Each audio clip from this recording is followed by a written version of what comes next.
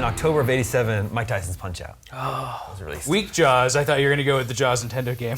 Well, that's Weak Jaws. I love that game. Well, Mike Tyson's Punch-Out also has Weak Jaws with Glass Joe. Yeah, See, the first opponent, first guy goes down. And one hit. King Hippo is a weak tummy. Yeah, it's true. He's got a Band-Aid on it. That game was for older kids when I was a kid, and I was scared of it. Scared of it? Yeah. Wow, I loved that game. Yeah, I love the challenge of it. I mean, I love it now. Yeah. It's great. like, so it's a port of 2 arcade games, Punch-Out and Super Punch-Out. And they sort of combined them and combined the bosses. It has some of the characers, but it's nothing like that game. It's a different, totally different perspective. Better and it looks worse. I think it's a better game. Beautiful, but it's a better game. I love Mike Tyson's Punch-Out. It's kind of the original boss rush mode. Like that's all the game is. Yeah. And kind of a puzzle game too, right? It's totally a puzzle game. It's almost like a rhythm game, actually. Yeah, or a rhythm game. Yeah. Just the concept for that game as a boxing game is like so out of, like what a creative, amazing masterpiece of gameplay. Just like this is a way that you play this fast-paced, really difficult puzzle game. So cool. And one of the first smart uses of Mario that was outside of Super Mario Brothers. In terms of making him a referee and show up, the cameo approach. We were talking about this yesterday. Is he actually supposed to be Mario, or is he just there? Like, do they actually, does the manual ever refer to him as Ref Mario or anything? I don't know. Or is he just an I Easter think egg? Donkey Kong's in the audience. He's in the audience. I'm pretty sure So, it's yeah, Miyamoto it's gotta approved. be. I think I've seen at least that much. But you know, just the idea that you would see Nintendo characters pop up in other places—that's the first example I think I Special could chip ever in that remember game of that it. made it so you could have giant sprites. Yeah.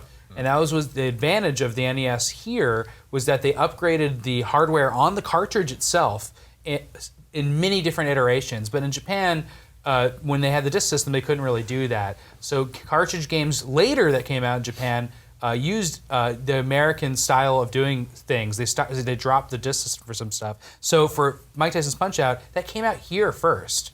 Like that was not a Japanese-made game, and it was ported there. Yeah, I mean, obviously. I mean, it's a Japanese-made game. It was made for Japanese audiences. Yeah. So then when they ported it there, they actually put it in a gold cartridge because Zelda came out in a lame cartridge there, and they wanted to make up for it. And it was kind of I don't know, for any kid growing up in the 80s, like looking at this game where you have this tiny little boxer, Little Mac, like fighting these massive characters and him dropping them. Like, I don't know, that was kind of a feel-good angle I feel for any kid, right? Like just overcoming, you know, the big bad boss. Some of those guys were brutal. Like who can forget Bald Bull and the 3, you know, the charge. second time you play all those guys, it's so difficult. Did anybody here ever beat Mike Tyson? I didn't even get to the second time. I did finally beat Mike Tyson. You did? Yeah, oh, that's cool. They made a whole song about it. Yeah, the Fresh Prince did. But I would say Mike Tyson was all over the public consciousness at that time. You know, even showing up in like Street Fighter as well, he was originally well, it was Balrog in Japan. Yeah. But, he was called M. Bison in Japan, and then they swapped those names. So M. Bison was actually Mike Tyson. That's why Balrog looks. He doesn't really look that much like Mike Tyson for me, but he was all over video games at that time, and what a like ego stroke for Mike Tyson, man. It came with a little letter from Mike Tyson to you, the video game. Yeah.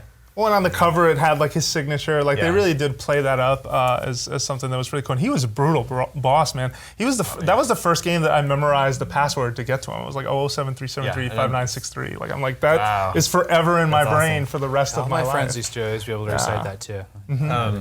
When the license expired, they re-released it as just Punch-Out, and then Mr. Dream replaced Mike Tyson.